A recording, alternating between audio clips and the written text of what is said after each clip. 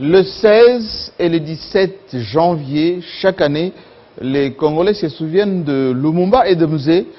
Est-ce que l'impérialisme a déjà cessé de peser sur la marche du Congo? Est-ce que ce pays qui a donné beaucoup de sang cesse d'être la convoitise des grandes puissances, l'économie, mais surtout sa population aussi continue à subir les frasques, pour ne pas dire la pression internationale? Bienvenue au club, on en parle tout de suite.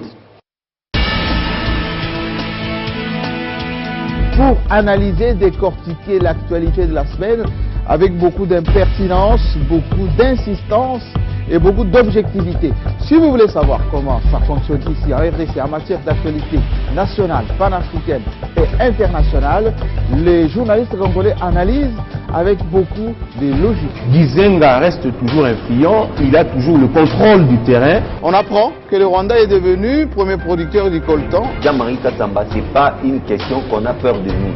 On ne nous respecte pas. Il y en a d'autres qui vivent sans nationalité, ils ne veulent pas se faire identifier. Carrément, ils ne sont plus congolais. Lorsqu'on parle de consensus, ça ne veut pas dire que tout le monde est d'accord.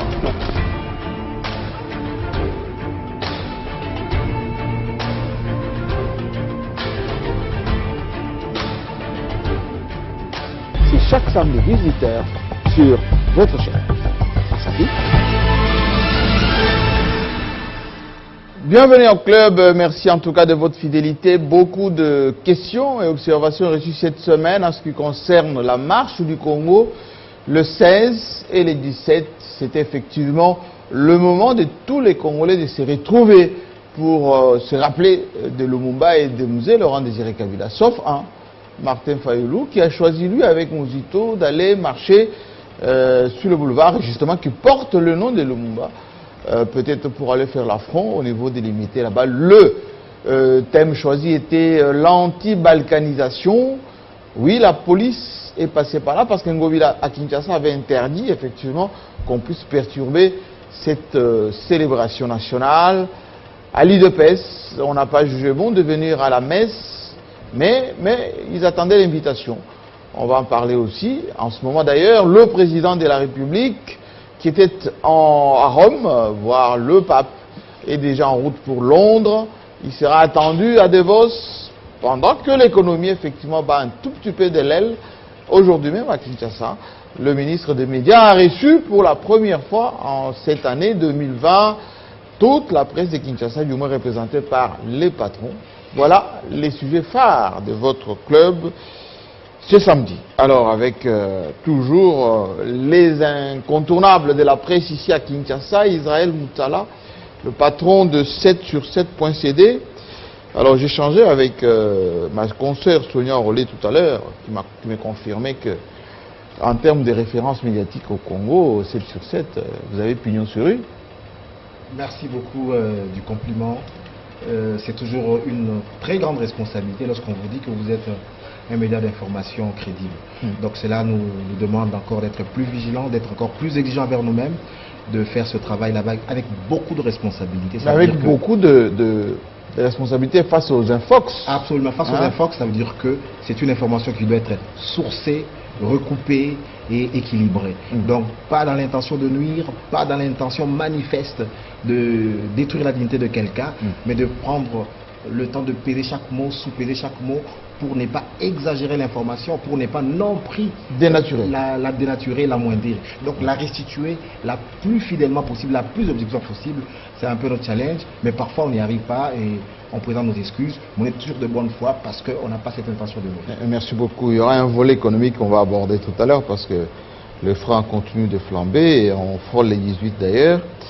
À côté de vous, Pius Romain, indépendant, mais indépendant par rapport à la liberté, pas indépendant par rapport à la prise des consciences nationales sur le patrimoine commun. Et d'ailleurs, je dois vous féliciter, j'ai vu quelques photos cette semaine où vous-même, vous mettez la main à la pâte pour le nettoyer. Donc Kini Bopeto vous a touché un tout petit peu aussi. Ça devait être suivi comme exemple. Oui, tout à fait, Jean-Marie, parce que ce qui tue beaucoup plus le Congolais, c'est l'inconscience. L'inconscience. L'inconscience, on ne sait pas le danger qu'on court par rapport à l'environnement. et par rapport aux menaces aussi de la République. Et c'est pourquoi nous nous sommes fait identifier comme le gardien de la République. Parce que ce pays est sous menace constante, permanente de la communauté internationale. Et au-delà de cela, s'invite une catégorie de personnes inconscientes. Vous avez vu Kinshasa comment il est. Je vous ai toujours dit que moi je fais les salons volontaires. On ne m'oblige pas, on ne me paye pas, mais sauf que mes yeux ne supportent pas la saleté. Et j'invite les Congolais à faire de la même façon, ne pas attendre des autorités. Mais on a vu le bourgmestre de la Gombe envoyer d'ailleurs une circulaire aux riverains, notamment du boulevard, de nettoyer devant chez eux, de peindre peut-être. Ça serait dans beaucoup de belles villes. Est-ce qu'on peut rappeler cela, où la personne elle-même peut avoir la conscience que je vis dans un environnement... chez moi, ça doit être propre. Ça doit être propre. Devant chez moi. Mais devant chez moi. Mais ils sont là pour magnifier l'extérieur. Et pour certains Congolais, ils sont fiers. Moi, je vis, ils changent même de tonalité. N'est-ce pas? Je vis en Europe, mais l'Europe là. Et se prendre des photos devant des bâtiments de l'autre. Ils se prennent des photos, alors c'est ailleurs, chez toi, ils sont le premier à insulter chez eux. Alors moi, j'ai cette prise de conscience. J'en appelle à tous les Congolais et aux Kinois. Ce n'est pas seulement Kinshasa qui est sale. Kolwezi est très sale. Oui, Kolwezi est très sale. Une ville minière. Le Kolwezi est très sale. Lubumbashi est très sale.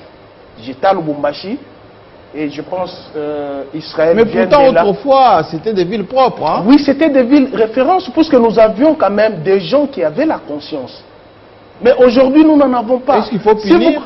Mais oui, il faut arriver à la punition. Il faut arriver à la punition, c'est-à-dire contraindre. D'abord, il faut créer une brigade d'hygiène. Une brigade d'hygiène. Contraindre tout habitant de nettoyer son environnement. Tu ne nettoies pas, tu payes l'impôt. Enfin, l'amende. L'amende. Et l'amende ne peut pas être de 10 $, de 5 000 francs. Il faut que ça soit une amende lourde pour ne pas permettre aux gens d'abîmer l'environnement. Vous descendez à Lubumbashi, peut-être vous le connaissez, les tunnels de Lubumbashi, qui séparent la ville de Lubumbashi au Bel-Air, oui. Mais c'est la catastrophe. Comment ça? Il y a un grand trou là-bas, ce n'est pas les tunnels que nous avions connus.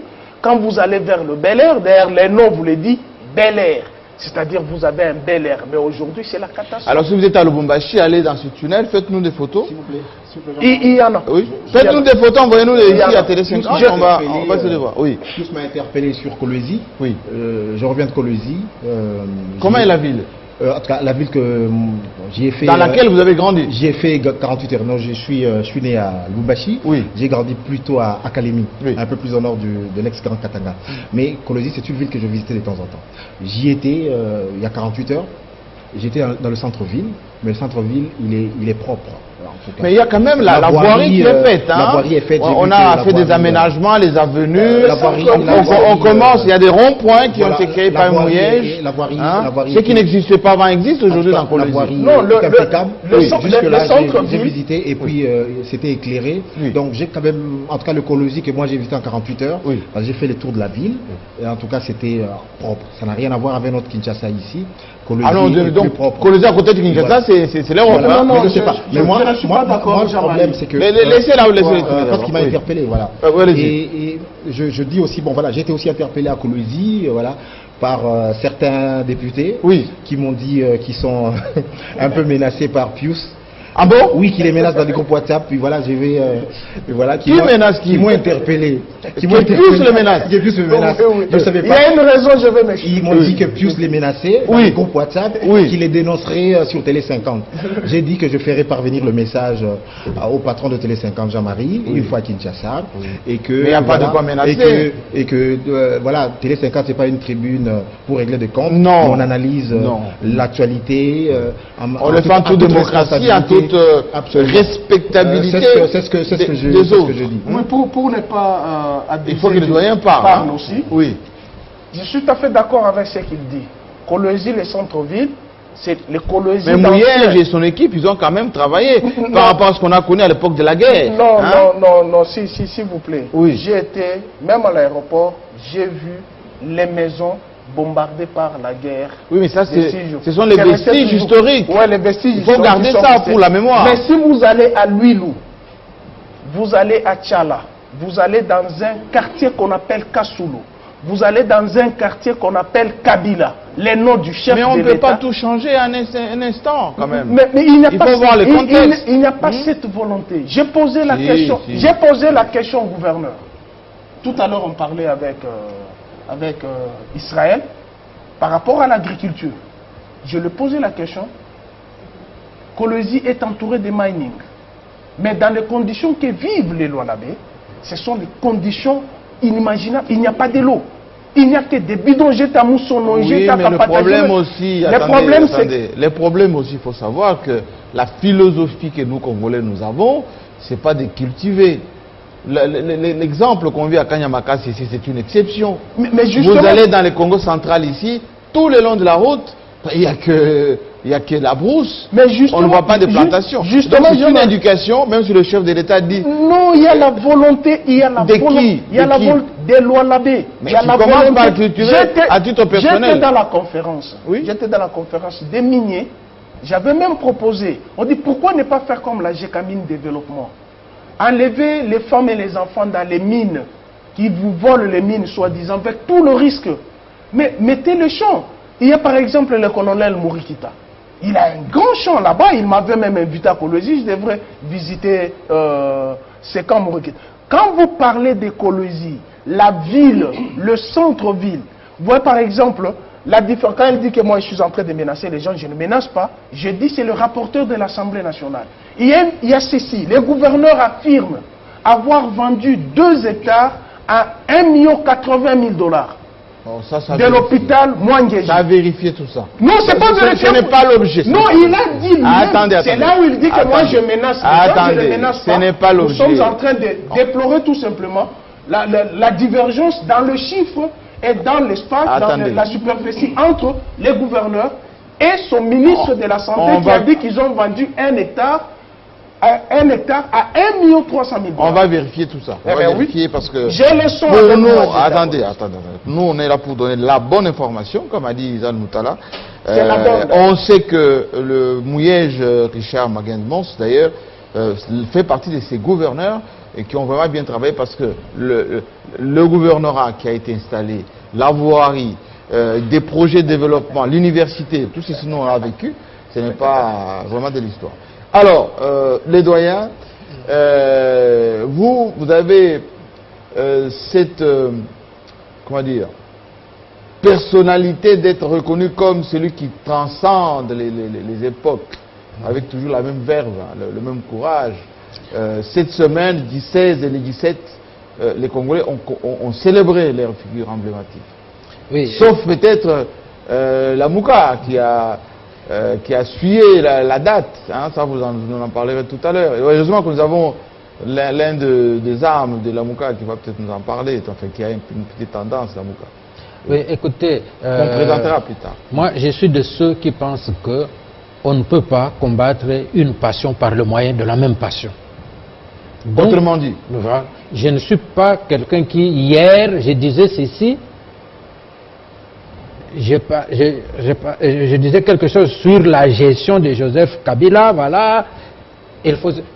J'ai entendu des gens dire il faut comprendre, le président de la République ne doit pas travailler seul, les Congolais ne doivent pas tout attendre de Fachi. Oui.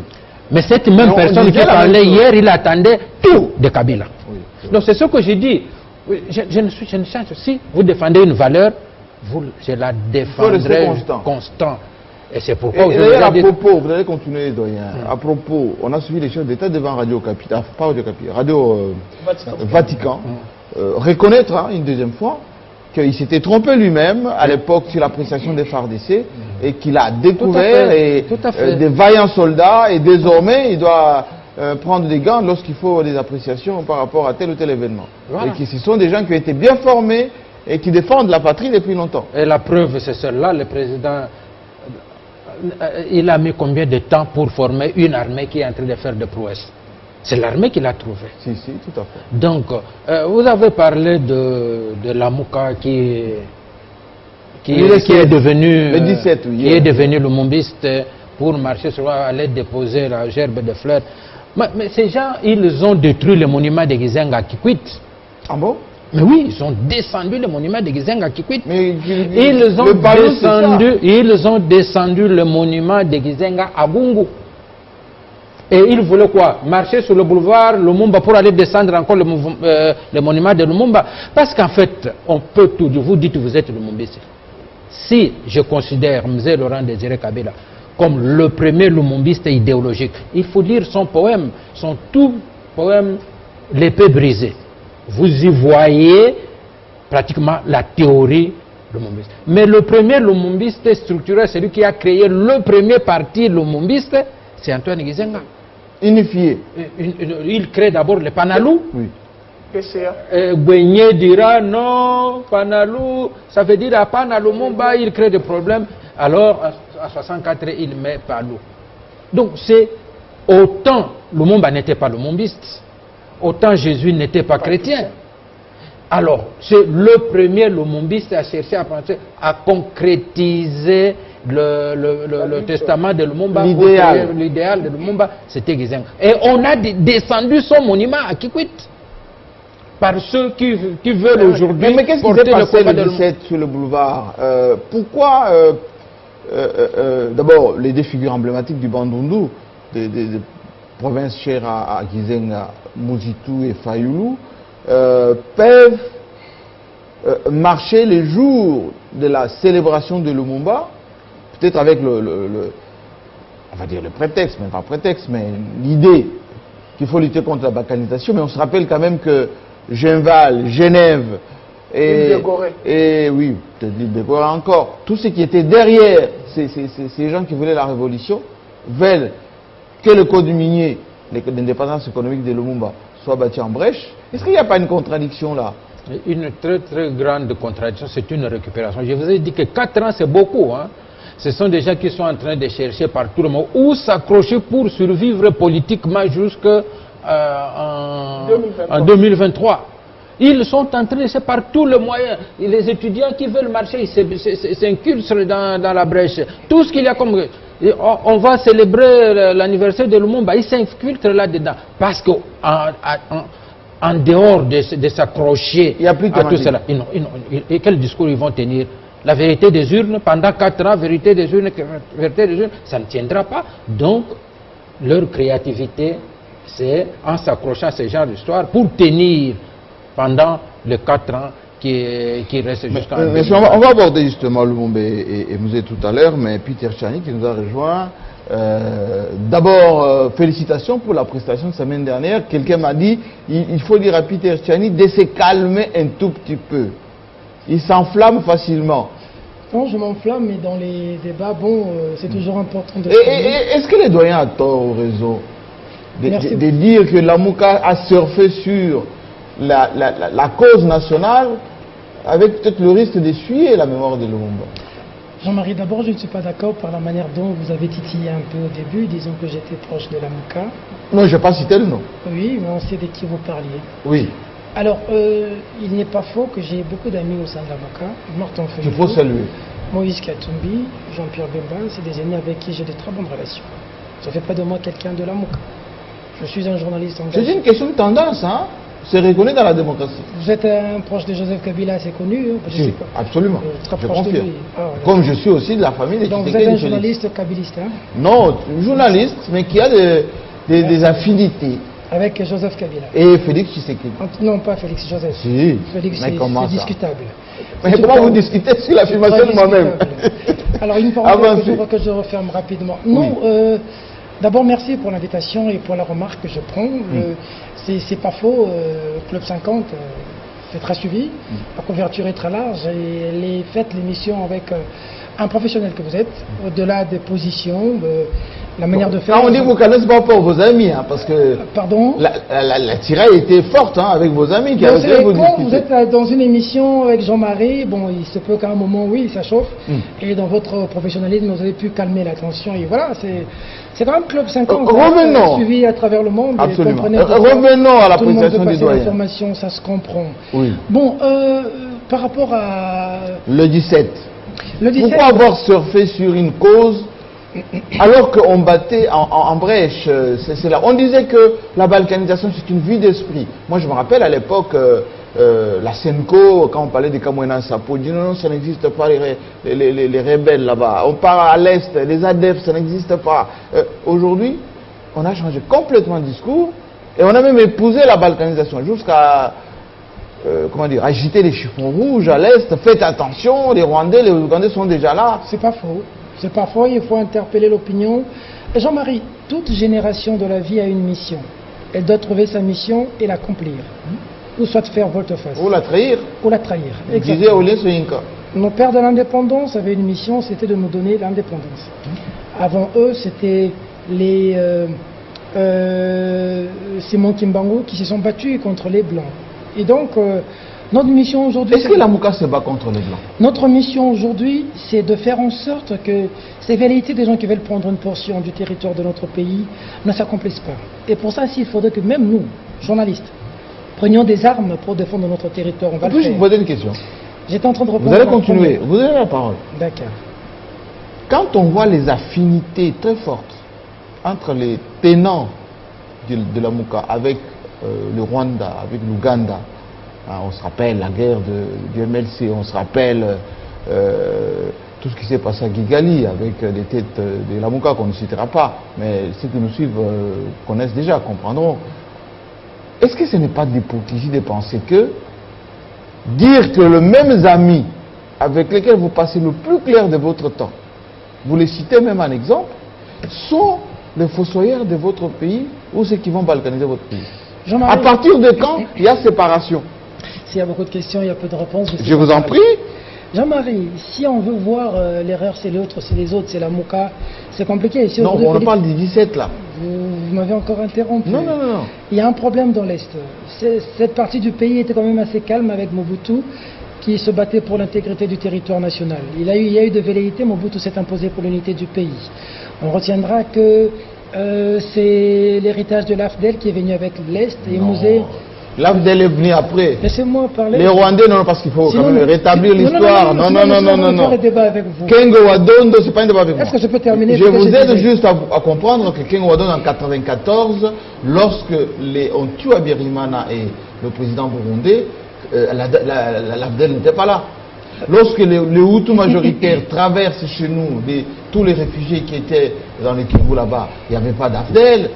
Est-ce que maintenant je peux parler? Oui, allez-y, parce que vous dites que c'est l'AFDEL qui a amené les Rwandais. Non, le Sengiman n'était pas avec l'AFDEL. Est-ce que je peux parler? Continuez. Le Sengiman, on l'appelait même le petit léopard qui était avec le maréchal. Merci. Il n'avait pas suffisamment d'influence que le Rwandais a aujourd'hui. Nous sommes infiltrés. Oui, mais avec la nationalité accordée... Jean-Marie, est-ce que je peux... Au Rwandais, c'était du Sengiman quand même. Pourquoi vous avez peur que je dise Continuez. Vous m'avez invité, je m'assume. Continuez. Jean-Marie. Ça veut dire que... Non, vous ne m'aidez pas, vous me contredisez, vous faites le débat. Le problème, c'est aujourd'hui, nous sommes infiltrés jusqu'à la moelle épinière. Et il vous souviendra que Mouzé est venu avec le Rwandais à un moment. James Kabarebe était même d'ailleurs chef d'état-major de notre pays. Mouzé a dit à un moment, c'est fini, rentrez chez vous. Oui, avec courage. Et c'est là que le problème a commencé. Les RCD, les Roubero et consorts avaient pris l'Est. Jean-Pierre Bemba était avec le MLC. Non? Et ensuite, Joseph Kabila, on est allé à Sun City, on a fait le 1+4. Depuis que Joseph Kabila a eu le pouvoir jusqu'à aujourd'hui, cette situation a perduré. Jusqu'à aujourd'hui. Alors aujourd'hui, ça s'enflamme encore. Jean-Marie, des gens sont morts dans l'Est. Monseigneur Moudiro est mort. Monseigneur Kataliko est mort. Mamadou Ndala est mort. Bunzamabe est mort.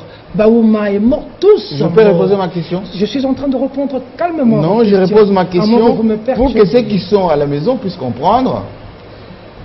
Lorsque les têtes pensantes, les têtes les plus significatives de la Mouka ont leurs amis le plus proches au Rwanda, en Ouganda, en Tanzanie, peut-être pas, mais plus au Kenya. D'accord. À partir de quand on peut dénoncer ses propres amis des balkanisateurs? C'est ça ma question. Quand on a des amis au Rwanda, on ne peut pas parler de balkanisation. Et lorsque vous donnez... Qui balkanise alors? Sinon, je ne saurais plus finalement répondre à vos questions. Allez-y. Vous m'en avez posé 7.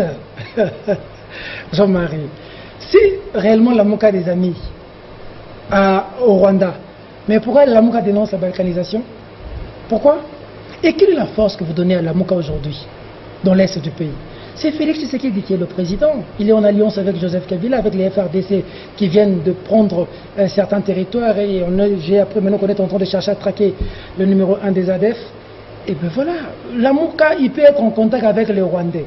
Ça change quoi du moment où ceux qui dirigent le pays ont le contrôle de l'armée? Pourquoi vous voulez donner la force? Lamuka a quelle puissance? Ils vont prendre les armes, aller donner au Rwanda pour nous attaquer. Il y a un problème, Jean-Marie. Nous sommes aujourd'hui une partie de notre pays, une partie de notre territoire, l'est du pays, est aujourd'hui secouée. Il y a des morts. Il y a des gens qui ont eu cette velléité de prendre cette partie.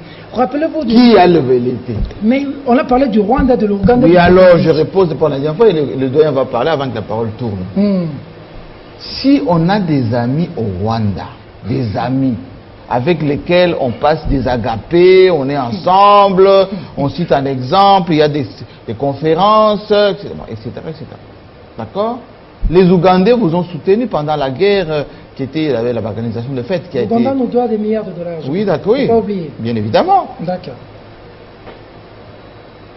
Comment on peut marcher les 17 pour dire qu'on est contre ces amis-là? Comment un Bongo peut aller à Beni, lui et la Senko qui disaient que la balkanisation c'est une vue d'esprit. C'est seulement l'hypocrisie de Joseph Kabila qui tue les Congolais là-bas, et puis il dit qu'il a la balkanisation, il n'y a pas d'ADF, il n'y a pas de terroristes, etc. Je vous pose cette question parce que vous avez dit que vous avez beaucoup d'amis au Lamuka. Vous allez bâcler l'émission parce que vous êtes en train de présenter comme si il y a des gens qui sont des Rwandais, qui sont avec des Rwandais, qui hier soutenaient qu'il n'y avait pas de balkanisation, aujourd'hui ils soutiennent qu'il y a balkanisation, donc il ne faut plus parler de balkanisation. Vous allez bâcler l'émission, Jean-Marie. Parlons Congo, parlons pas individu. Si on veut parler individu, parlons institution. Doyen. Je n'ai même pas fini, vous m'avez interrompu. Oui, mais parce que... Vous m'avez posé 8 questions. Oui. Parlons institution. Quand on parle de Joseph Kabila hier, c'est parce qu'il était toute une institution. Institution président. Félix Tshisekedi d'aujourd'hui, c'est toute une institution. C'est lui qui représente la nation et c'est lui qui doit défendre l'intégrité du territoire national. Ne souffrez pas qu'à Mbongo part dans l'Est et vienne dire ici qu'il y a un problème de balkanisation qui menace. Quitte à nous maintenant de nous réveiller pour dire que cette situation n'arrive pas. Quel est le mal? Pourquoi Fayulu a dit que Joseph Kabila a balkanisé le pays à 54%? Voilà, la question, elle est plus directe. 55%. Vous êtes en train de me poser la question de ce qu'a dit Fayulu. Mais vous avez dit que ce sont vos amis. Oui, mais vous êtes ami à Moïse Katumbi. Vous, est-ce que je peux vous dire que Moïse Katumbi a dit ceci, répondez à sa place? Fayulu a des porte-parole, il a un parti politique. Jean-Marie, je suis un homme libre. Allez, gardez votre liberté. D'abord pour Lamuka, pour Fayulu, Félix Tshisekedi n'est pas président, c'est lui qui est le président élu. Oh. Oui, il est le président élu. Fayulu. Et la police ne respecte pas le président. Et moi, je dis que Félix Tshisekedi est président. Donc, il ne faudrait pas me mettre ce que je n'ai pas dit. Moi, je dis ceci. Jean-Marie, il y a des velléités aujourd'hui de balkanisation de notre pays. Lorsque nous faisons des émissions pareilles, nous devons dire aux enfants qui nous suivent, aux amis, aux frères, qu'il y a un produit qu'on vend en Ouganda. Il y a les vidéos qui sont dans les réseaux sociaux. Un produit fabriqué au Rwanda. Je ne sais pas si Israël a vu le produit. Oui, les fameux cafés. Et voilà. Jean-Marie, il faut d'abord passer l'information. Quand on met la carte de la RDC, on met une partie de Kivu, du Grand Kivu, dans le Rwanda. On dit est-ce que vous savez qu'au Rwanda, on dit aux enfants qu'une partie... Les Rwandais étaient colonisés par les Allemands. Pour eux, une partie du Congo a été arrachée par les Belges après la Deuxième Guerre mondiale. La Première Guerre mondiale. Si vous citez ces gens-là comme vos modèles, ça va je termine. Quand les Allemands ont perdu, les pays qui ont gagné, c'était de partager les colonies allemandes. C'est comme ça que le Cameroun a une partie anglaise, une partie française. Donc les gens se sont partagés comme ça. Alors pour le Rwanda, il y a des territoires dans ces pays qui doivent reprendre. Donc quand on parle de balkanisation, nous devons dire aux jeunes, comme moi, aujourd'hui, que cette question-là nous concerne nous. Il s'agit de notre génération. Mais quand Joseph Kabila le disait pendant des mois et des années, attendez, pourquoi vous disiez que c'était faux? Pourquoi vous disiez que c'était faux? Moi je parle de Félix, oubliez d'un peu Kabila. C'est pour dire qu'il faut dire aux jeunes aujourd'hui, s'il faut prendre les armes pour défendre votre terre, vous devez le faire. Et Jean-Marie, et moi, et Israël, les journalistes, les avocats, les médecins, s'il faut qu'on prenne des machettes, aller à Beni pour nous battre, on va le faire pour notre pays. Parce que notre génération ne peut pas accepter ce que les précédents n'ont pas accepté, laisser une partie du territoire annexé au Rwanda. Maintenant, je peux poser la question à Odoyen. Info ou intox? Ou opportunisme des circonstances? Oui, je voulais dire ceci. Lorsque nous parlons de notre pays, Il ne suffit pas de dire le pays est en danger en balkanisation, mais vous le mettez en danger parfois en faisant des réflexions qui ne vont pas dans le sens de le protéger. J'aimerais dire ceci, j'ai le défaut de chercher à savoir. J'ai lu les mémoires de Léopold II. Léopold II, à l'époque, se plaint dans ses mémoires d'un petit voisin qui lui donne de petits coups de sabot régulièrement. C'était le Rwanda. Le Rwanda, à l'époque, sous la colonisation allemande. Ça commence là. Lorsqu'aujourd'hui, je saute l'étape, là j'arrive, lorsque j'entends ici que l'AFDEL a amené les Rwandais ici. Je rappelle, tous ceux qui nous suivent, la conférence nationale souveraine, la conférence nationale souveraine, il n'y avait pas l'AFDEL. Hein? Ce n'est pas en 1960. Beaucoup d'entre nous ici... 90. 90. Oui. En 90. Le rapport Vangu. C'était pour parler de quoi? De l'AFDEL qui aurait amené les Rwandais. Lorsque nous allons à la conférence nationale, plutôt au dialogue intercongolais, mais d'abord à la conférence nationale, on a relevé ce qu'on a appelé des infiltrations, les différents, il y a des transplantés, des infiltrés, ainsi de suite. Lorsqu'on dit que les Belges à l'époque transplantaient, parce qu'il y avait une surpopulation au Rwanda, a transplanté certains Rwandais et les planter au Congo. C'était l'AFDEL qui l'avait fait. Alors, quand ces gens-là sont plantés, nous sommes allés au dialogue intercongolais, on a dit, on met fin à cela. Parce qu'on a parlé de Bisenyimana qui avait fait accorder la nationalité. Nous arrivons en 80 par d'AFDEL.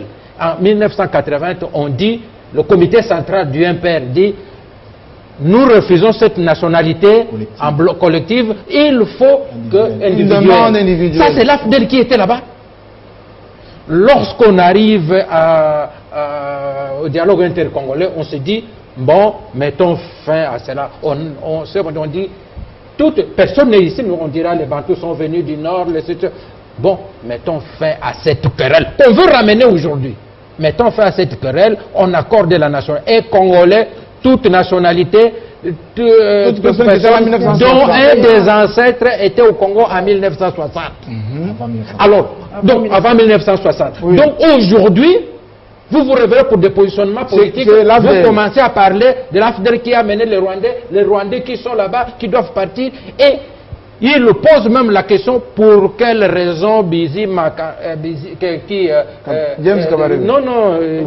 Roubaix-Roy est ministre de la décentralisation.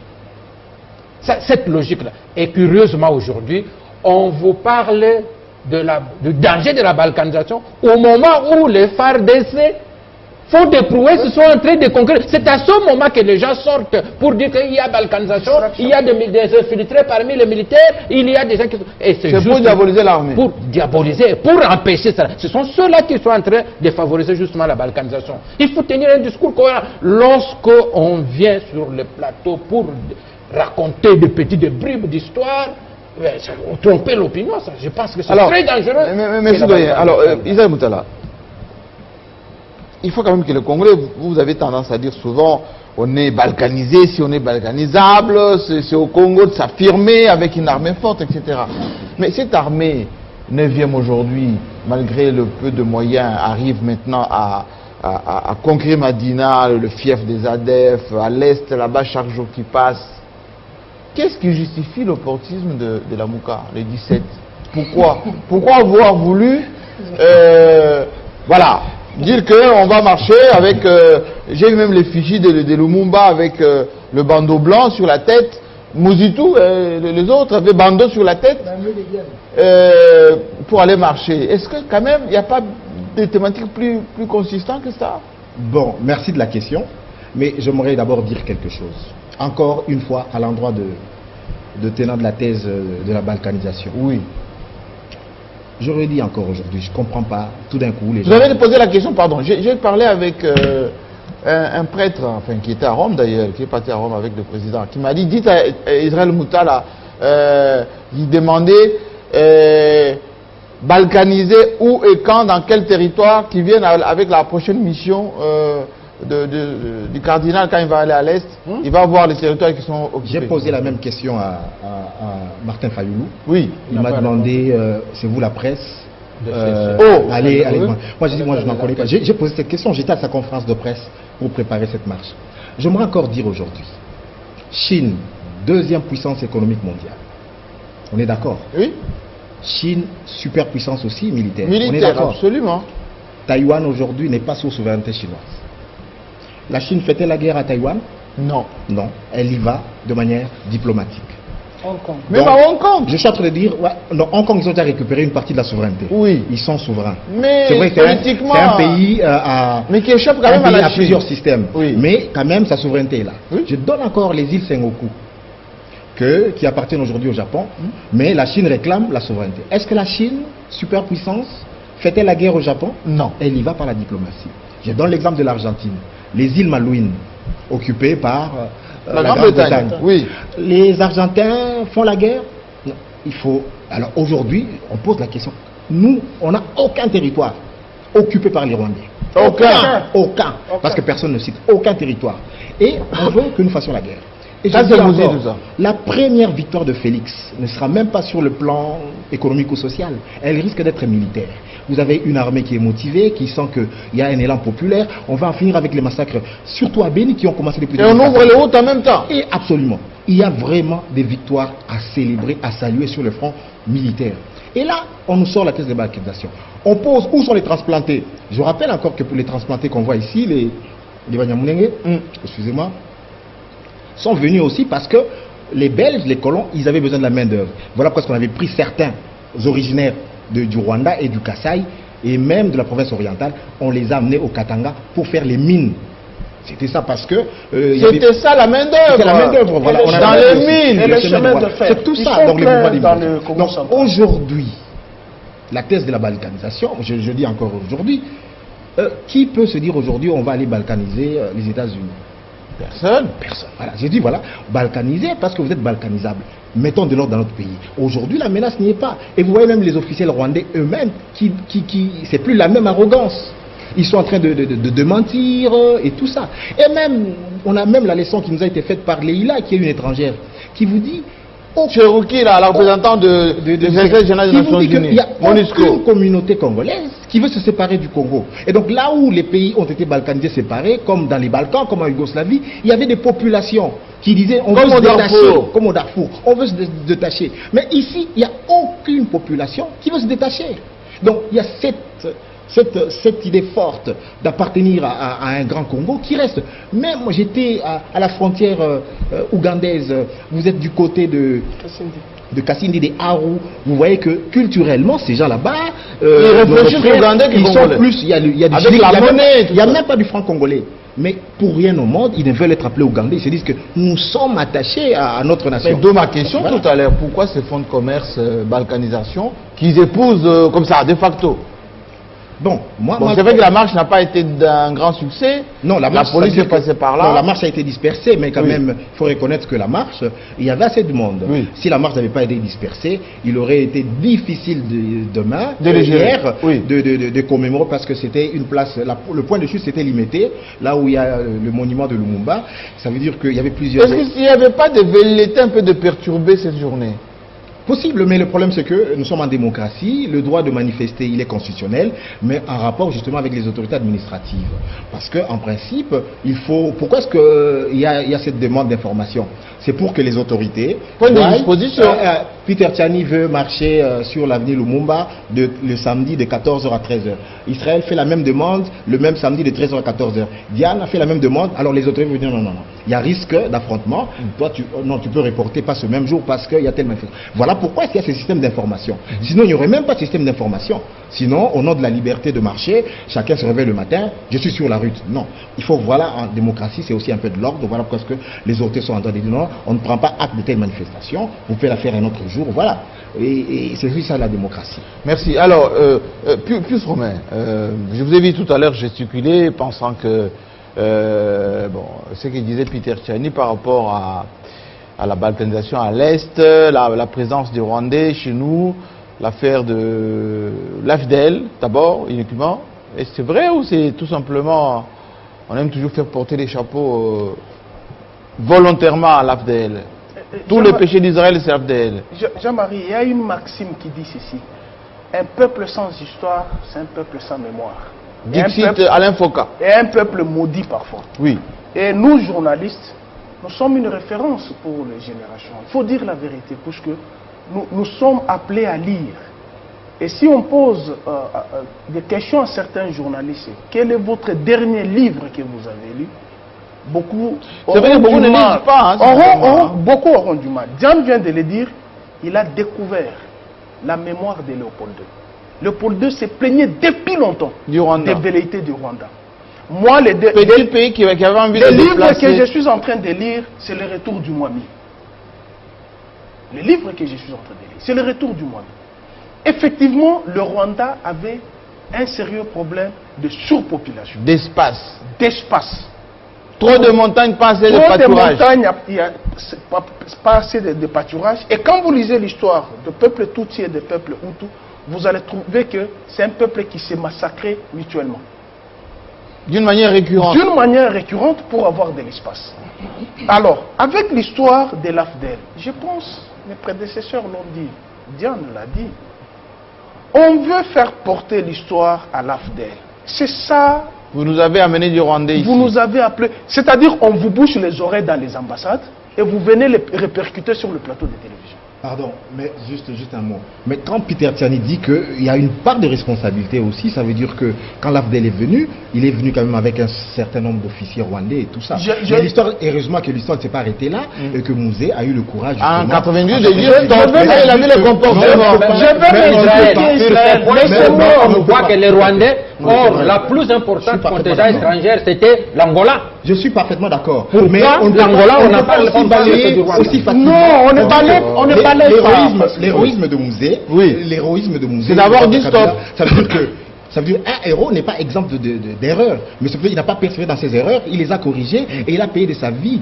Et voilà pour un idéal d'unité, pour un idéal de dignité, de liberté. C'est pourquoi Mouzé est grand. Mais on ne peut pas dire que voilà, il n'est pas critiquable à un certain moment de l'histoire. Stratégiquement, c'était une erreur d'avoir amené ces gens. Non, il n'avait pas le choix d'abord de toute façon. Il n'avait pas le choix, c'est eux qui avaient la force. C'est-à-dire que même quand Tshisekedi voulait l'aider à s'en débarrasser, Tshisekedi a été conduit et puis relégué. Mais on comprend que Mouzé, stratégiquement ou en stratégie, n'avait pas les moyens à cette époque-là de se défaire. Et dès qu'il a eu le moyen de... Absolument. Le même Tshisekedi a dit qu'on reconduisait les... Voilà, via Kisangani, passer les troupes, les mêmes troupes là. Je suis parfaitement d'accord. Nos séquences d'histoire, on doit les analyser avec toute la lucidité. Ça veut dire que quand on a vu James Kabarebe, ici, nous on a contesté. Parce que d'abord, il y a l'amalgame. Il faut d'abord qu'on reconnaisse qu'il y a des Tutsis absolument congolais. Mais dans ce lot, il y avait aussi des Tutsis rwandais. Et donc, c'est cette question-là qui fallait... Qu'il continue, je voulais dire ceci. Oui.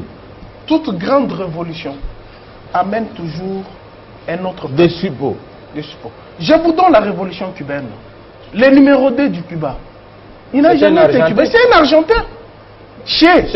Il n'a jamais pris les Argentins pour les amener au Cuba pour faire d'eux des Cubains.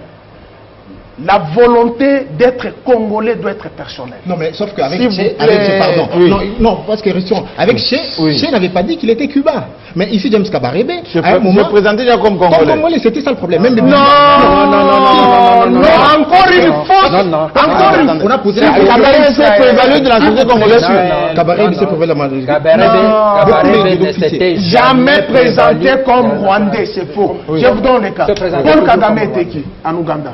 Il était rwandais, mais... Il était le numéro 2, membre important de l'armée. Tous sont responsables. Ce qu'ils ont fait en Ouganda, ils sont venus, ils ont fait... Et ce n'était pas la volonté de Mouzé qui les a pris, les Américains, qui voulaient que Mobutu parte. On réunit des forces qu'on a appelées... Comme on a mené des djihadistes pour chasser la nouvelle génération africaine, ils ont réuni tout ça. Dans l'Angola. Et l'Angola a envoyé le plus grand contingent. Il y avait les Érythréens. Dans ces contingents, il y avait les Érythréens. Pourquoi ces gens-là ne se sont jamais dit nous allons rester au Congo? Donc il y avait d'autres velléités de la part de Rwandais. Il y avait des velléités rwandaises. Parlons de l'histoire du Rwanda. Lui, il connaît Kipushi. Il y a toute une avenue qu'on appelle Burundi. Il est là, je le lui dis. Moi, j'ai étudié. Qui était parti là-bas pour travailler dans les mines. Pour travailler, ils sont pleins dans le Congo central. Les Rwandais. Mais oui, ceux qui ont traversé les chemins de fer. Qui ont construit les chemins de fer, les Louba, même les Anzibarites, la main d'œuvre que les Belges. Les Chinois y compris. Les Chinois. On me dit même Kasavubu, oui. c'est vrai d'une lignée chinoise. Oui. Vous voyez, c'est-à-dire le Congo souffre de l'inconscience de ses fils. Freddy Mulumba parlait plusieurs fois dans ses conférences de risque de balkanisation. Il est vrai, ces risques existent. Mais comme Israël a dit, aucun Congolais ne veut céder 1 millimètre de son territoire. Aucun Congolais. Qu'on éprouve ici aujourd'hui que sur un territoire congolais, il y a les drapeaux rwandais qui flottent. Il n'y en a pas. Il n'y en a pas si un peuple vient. Alors l'acharnement d'Ambongo et Mouzito pour ne pas... La Mouka et l'église catholique égale le bras séculier de l'impérialisme. D'où la thématique de l'émission. Égale le bras séculier de l'impérialisme. L'impérialisme veut distraire les Congolais avec des thématiques bidons qui plaisent pour dire que voilà, il y aura ça et certains cèdent qui vont dans les ambassades. Vous vous souvenez, l'autre fois nous avons dit ici, à l'Est, il y a des gens qui dénoncent les Congolais, qui prennent fait et cause en tuant leurs frères, justement pour servir de cette cause-là. Et quand j'entends ici que l'AFDEL a amené les Rwandais, moi, mon voisin moi, je parle clairement, mon voisin, c'est la grande sœur, le mari de la grande sœur de Paul Kagame. Oh. À Kasumbalesa. Grandi où? À Kasumbalesa. Eux au numéro 59, nous au numéro 60. Papa Mouringa qui était notre médecin à la Sodimisa, aujourd'hui Sodimiko.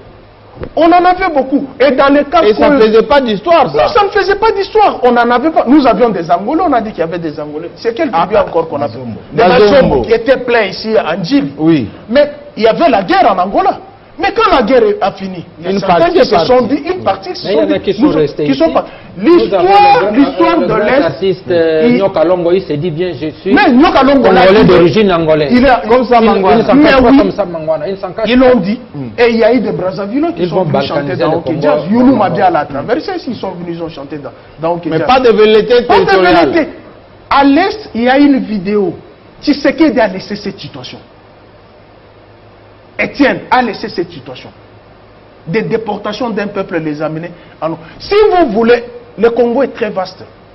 Si vous voulez vivre en paix au Congo, respectez les lois congolaises, oui. Personne ne va vous chasser. Nous avons des Nigériens ici, nous avons des Marocains ici, nous avons des Égyptiens ici. Mais pourquoi le problème se pose qu'avec le Rwanda? Puisque le Rwandais, le vrai Rwandais n'ont pas un problème avec nous. C'est Kagame qui exécute la mission des multinationales à Arkansas, les groupes de Bill Clinton. Il faut mettre la main sur les richesses congolaises.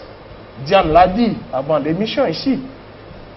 Le Congo, c'est le réservoir de l'humanité. Il faut puiser dedans. Il faut puiser dedans. Et il est vrai aussi, ce que Peter a dit, il y a une carte. C'est le café Gorille qui se vend en Ouganda. Avec coloration jaune. Mais est-ce que ça suffit tout simplement de dénoncer le café, non, c'est-à-dire dans les cartes qu'on balance sur Internet? Non, c'est-à-dire qu'il faut avoir un comportement. Il n'y a pas que le café. Il n'y a pas que le café. Nous le savons que Bizimungu à l'époque, Kagame n'était même pas encore président. Oui. Bizimungu avait dit il faut une nouvelle conférence de Berlin pour que nous changions de frontière. Et c'est une actualité aujourd'hui. Et c'est une actualité pour un bon. Et pourquoi nous avons l'armée? Pourquoi nous avons tout? Pour éviter qu'on... Vous avez dit ici, notre territoire. Kabila l'a dit tout le long de ce mandat, oui. Il le disait. Il faut prendre. J'en ai appelé même à certains des étudiants. Prenez le discours de Kabila. Vous faites l'analyse du contenu. Vous allez retrouver, il n'est pas. Le but était quoi? Pourquoi d'abord il avait convoqué la réunion interinstitutionnelle qui a fait ce que Vital Kamerhe ne soit pas en odeur de synthèse? C'est parce qu'il a trouvé qu'au Parlement, il y avait des traîtres. À chaque fois, on prenait des dispositions pour mettre en déroute l'armée rwandaise à l'est avec Undabatware et Jules Mutebusi. À l'époque de CNDP. À l'époque de CNDP. Et il y avait de fuites d'informations. Non. Cette affaire là-bas, c'était quoi? C'était parce qu'il avait informé, parce qu'on lui avait dit, voilà, il y avait une stratégie, on avait dit, pour qu'on se débarrasse, il fallait débarrasser, il fallait poser le prétexte. Ça, pourquoi parce que Paul Kagame, quand il envahissait le Congo à l'est là-bas, il disait parce que les FDLR sont armés par Kinshasa. Voilà, pour avec le prétexte. Pour avec le prétexte. Et Kabila a eu le courage, il a dit, bon voilà, on va maintenant inviter une bonne fois pour toutes. Pour qu'il vienne nous montrer où sont les FDLR, les désarmés. Tout à fait, c'est pour ça. Il préparait la balkanisation. Et ensuite, alors Kabila a dit, voilà, on joue à fond cette carte, on invite, alors il informe l'Assemblée nationale. C'est plus qu'il y avait la traîtrise. Kamir dit non, je ne suis pas d'accord. Donc Kamir était informé, mais après... Sur Radio Okapi, il a dit qu'il n'était pas d'accord. Après sur Radio Okapi, il a dit que voilà, c'est là la crise. La crise est partie de là. Je voulais justement chuter dans ce qu'Israël a dit. C'est parce qu'il y avait de la traîtrise au sein de l'Assemblée nationale. Qu'il fallait, et quand j'entends que Kabila a balkanisé le Congo à 55%, mais et Félix à 14, c'est ça? À 15. Je vais poser la question. La question fondamentale que vous avez posée, pourquoi le 17 janvier, on voulait marcher? Mais je pose la question, depuis quand Fayoulé est devenu Lumumbiste pour aller déposer une gerbe de fleurs à la stèle de Lumumba? Depuis quand? Vous savez, Jean-Marie, nous sommes dans un pays où... Parce qu'en fait, on peut dire des choses sérieuses, Jean-Marie. Attendez, tout va venir. La liberté. Mais lorsque la liberté avancée, vous distrez. Le mois de janvier, c'est un mois très douloureux pour nous Congolais. J'ai dit ici, un peuple sans histoire, c'est un peuple sans mémoire. Il y a la date du 4 janvier. Pourquoi il n'a pas marché le 4 janvier? Marché d'indépendance. Pourquoi il n'a pas marché le 2 janvier qu'on a tué Mamadou Dala? Pourquoi il n'a pas marché le 16 janvier? Dans ce nom de Moselle. Pourquoi il ne pouvait pas marcher le 24 janvier de la C'est un choix, c'est ça ce que Paul a dit et que Diane a dit, de la récupération politique. De la récupération politique pour effacer la date du 17 janvier, pour le mettre à la charge que c'est la date que nous avons demandé de marcher contre la balkanisation. Alors que le père de la balkanisation sont connus, ce sont les impérialistes, les bras séculiers de la montagne. Merci beaucoup, justement, parce que vous parlez de choses sérieuses. Vous allez continuer, vous allez parler, vous avez la parole. Juste une petite question pour un peu vous aider. J'avais posé cette question au début tout à l'heure pour savoir à partir de quand les amis des balkanisateurs sont devenus les anti-balkanisateurs. Vous ne m'avez pas répondu. Je repose maintenant la question autrement.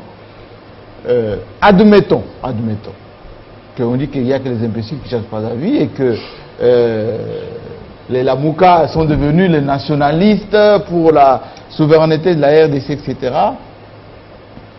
Pourquoi ne pas respecter la date sacrée du 17? Pourquoi? Merci. D'abord, j'ai entendu à la fin que Diane a lâché un mot, que c'est réfléchir en disant que l'AFDEL qui est venu avec le Rwandais, il faut être fou. J'aime beaucoup l'artiste et le musicien Kofi, qui a l'habitude de dire que Moudoussa bandit le Boma et le bossé tourne dans les armandés. Il y a plus d'un an. Bon, voilà, Kofi. Il y a plus d'un an. Il y a plus d'un an. D'abord, ce n'est pas ce que j'ai dit. Ce n'est pas ce que j'ai dit. Je le protège. Ce que je viens de dire, ce n'est pas ce que j'ai dit. Je dis ceci. Quelqu'un qui dit que Kabila n'amène le Rwandais pour qu'il vienne voir comment les sont des FDR pour le combattre ensemble, dire que c'est la balkanisation, cela c'est fou. C'est ce que j'ai dit. Kofi avait déjà répondu. Allez-y. Le pic, non, vous avez des choses sérieuses. Allez, continuez. Deuxième chose, monsieur s'est péroré. Pius, il s'est péroré en disant, balayant de revers de main que la balkanisation, c'est... vu par Ambongo et les autres. Jean-Marie, laissez-moi parler. Sinon, voilà. Et monsieur a dit, il n'y a pas de balkanisation, c'est les bras séculiers, c'est l'église catholique, les blablabla, les impérialistes. Mais lui-même, après, il parle de Freddy Mulumba, qui est un chantre au quotidien de la balkanisation. Je l'ai eu sur ce plateau ici, il ne fait qu'alerter. Le combat qui est mené aujourd'hui, Freddy Mulumba l'a vu. Et jusqu'aujourd'hui, il ne cesse de le dire que les dangers guettent. Il a pris comme exemple. Alors il s'est lui-même contredit.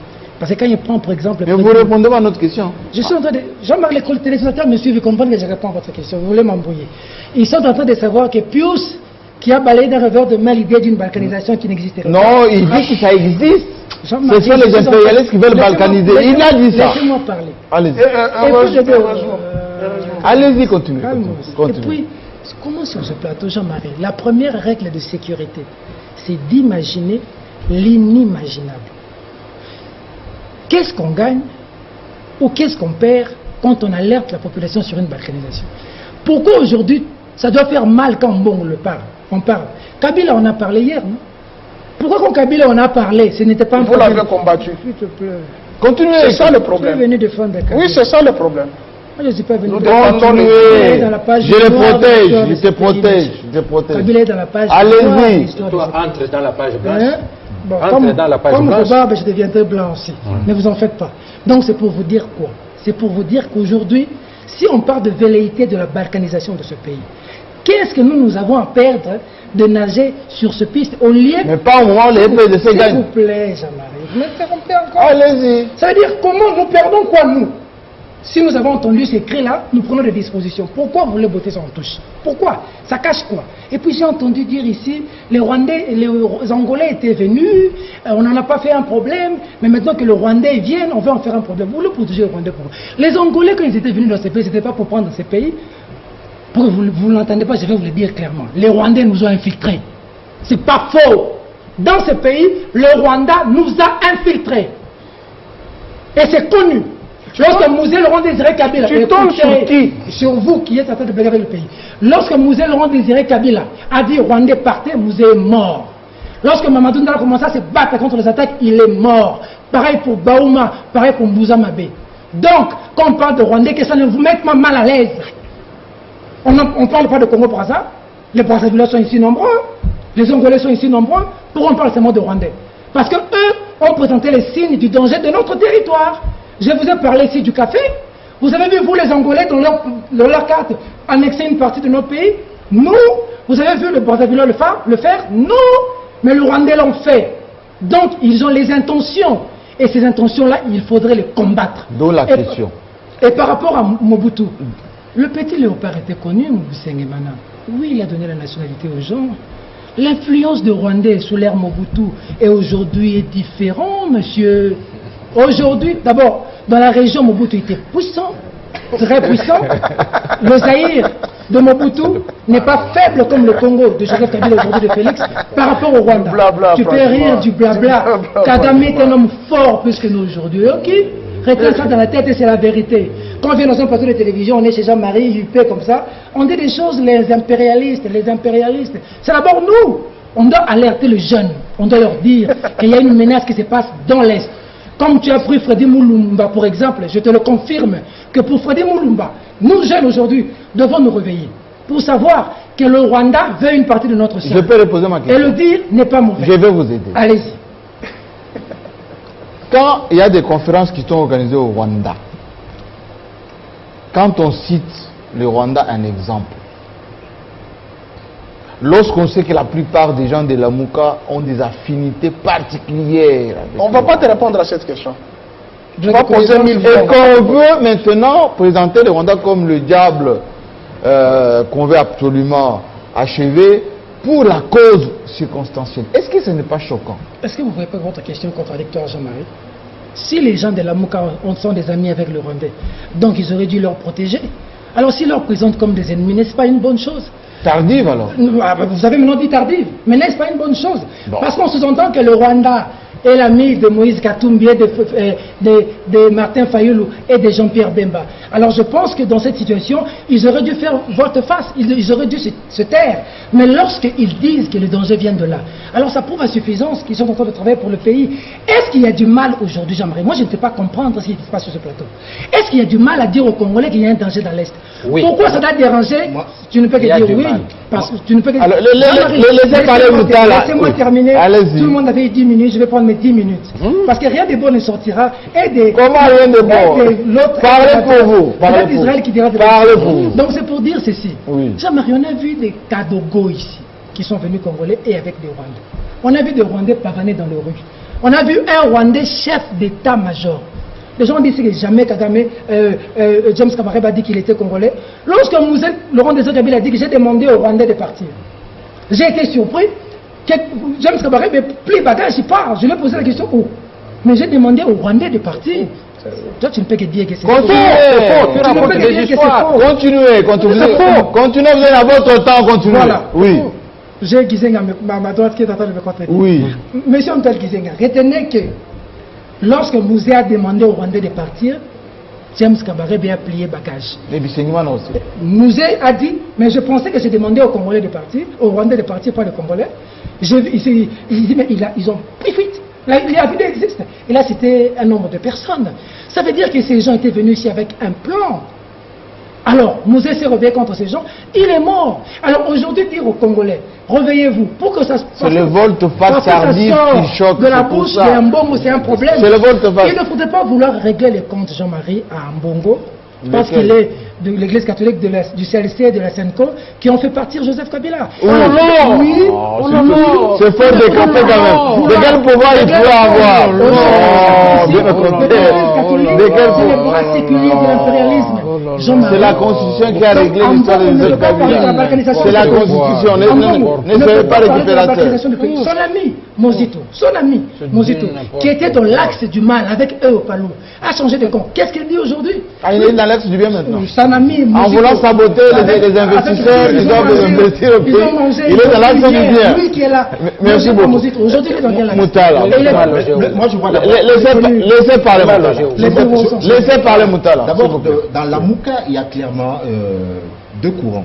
Il y a le courant Katumbi et Bemba qui ne sont pas dans les thèses bellicistes de Mouzito.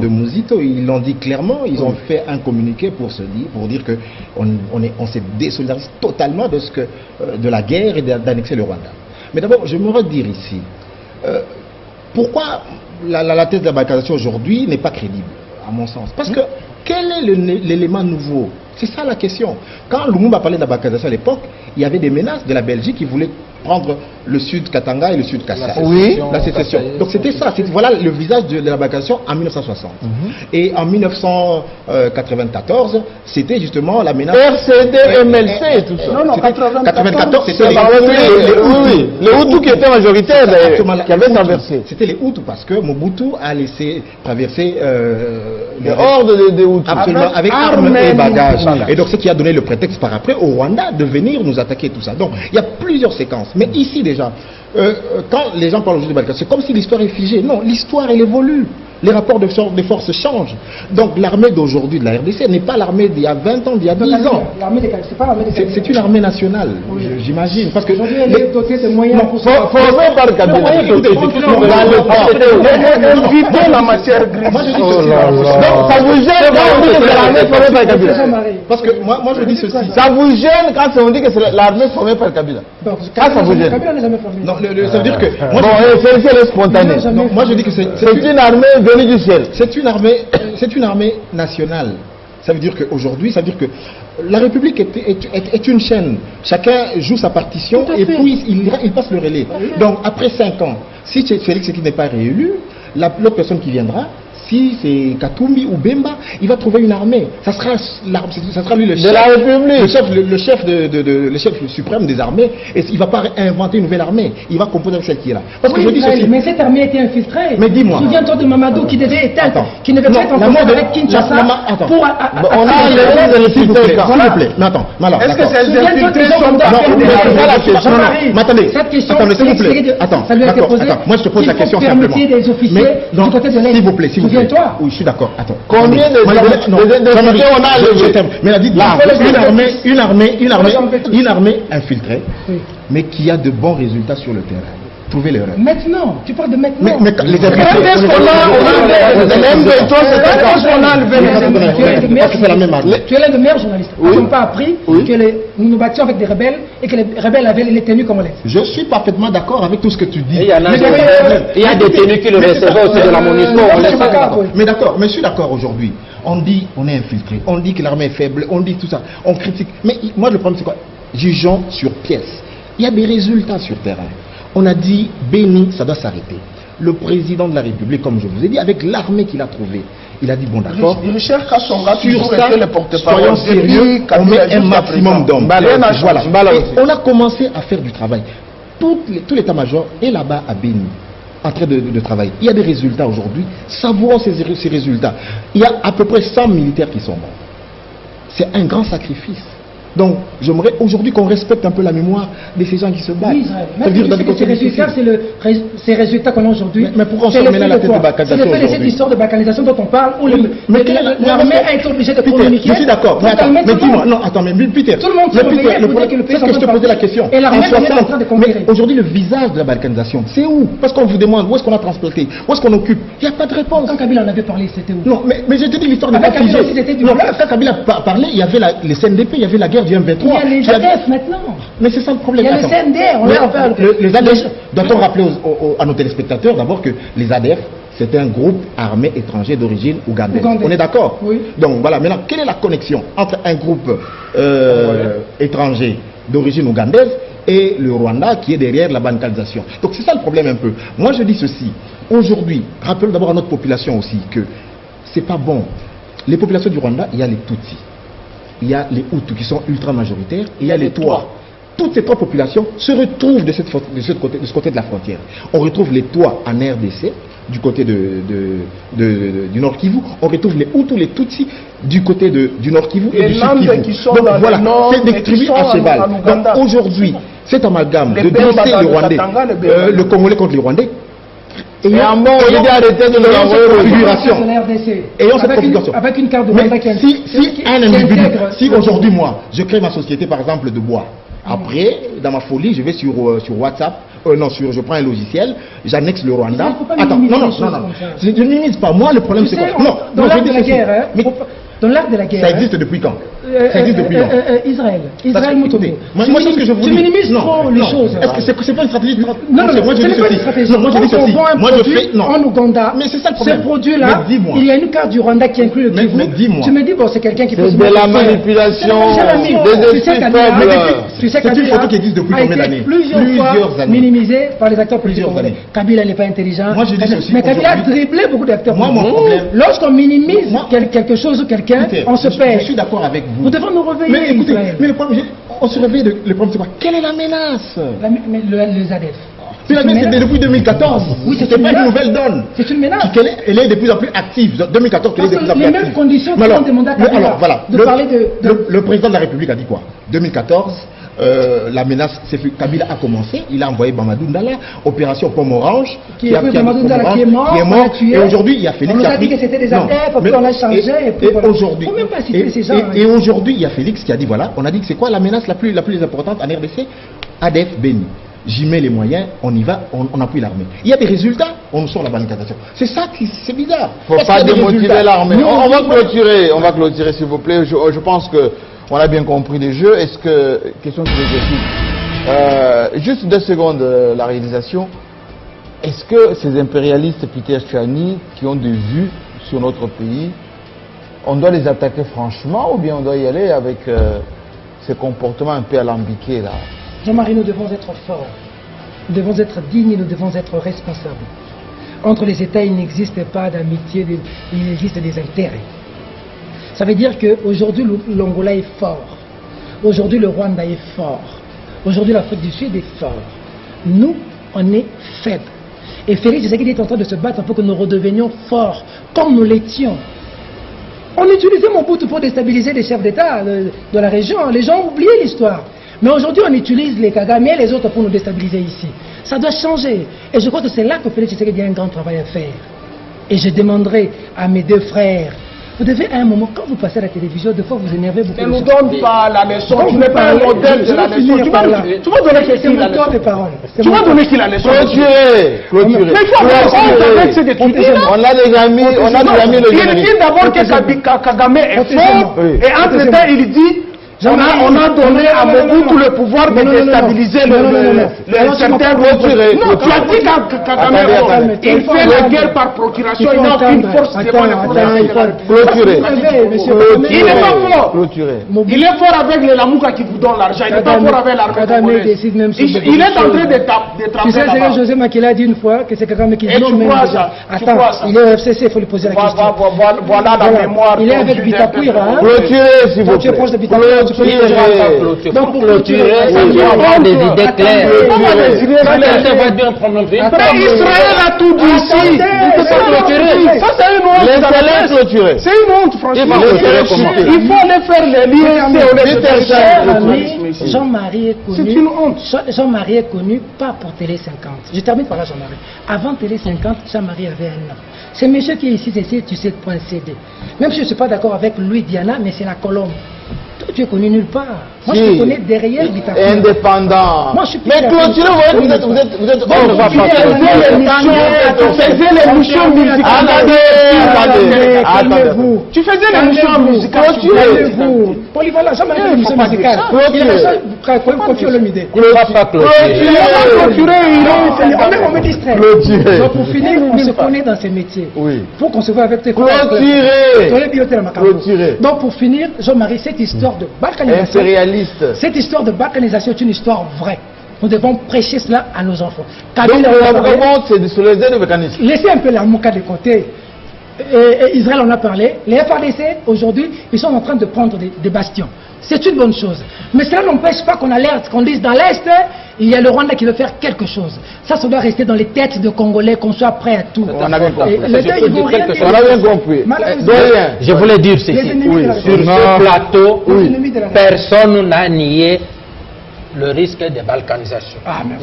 Écoutez, nous avons commencé par Léopold II.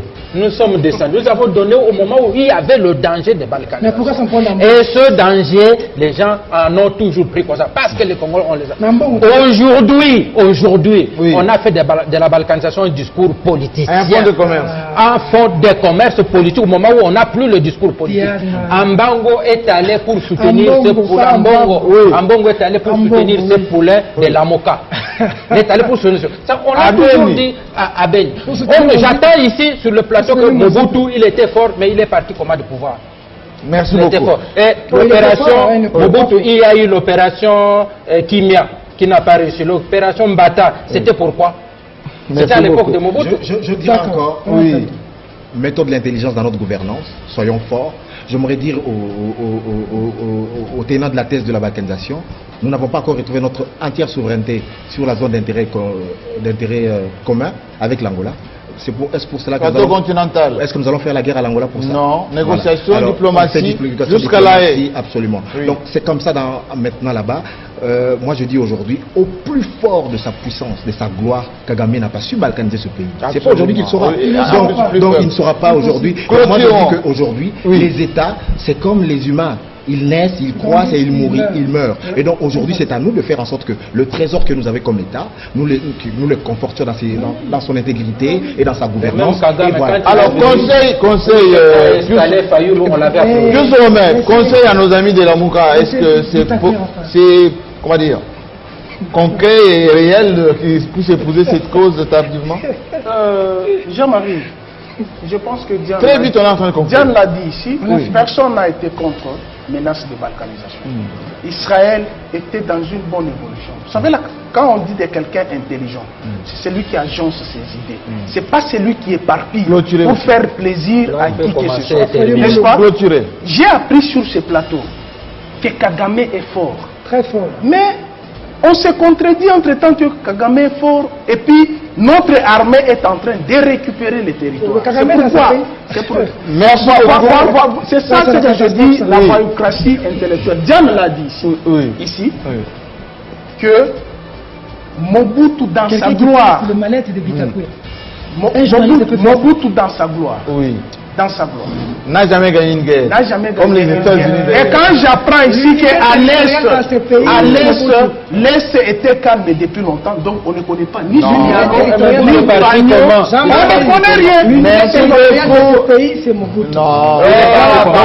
C'était les Marocains, les Français, tout ça. On aurait plein de problèmes. Merci beaucoup. Et on clôture Peter Tchani. On clôture l'émission en vous rappelant que le ministre de Médias a reçu aujourd'hui toute la presse, les patrons de presse de Kinshasa, et il a promis d'ailleurs les états généraux de la presse pour très prochainement. Demain dimanche, on va recevoir la jeunesse dans les coups de cœur la présidence des étudiants du Congo qui va pouvoir nous expliquer comment ça s'est passé au campus et si effectivement nos jeunes gens qui ont été des guerpilles du campus, on va pouvoir s'en occuper assez concrètement. Allez, portez-vous bien. Bon retour au pays, monsieur le président. Il revient le vendredi prochain, d'après les informations. Et Vital Kamerhe, qui est aussi à l'étranger, sera de retour bien avant. Bonne semaine.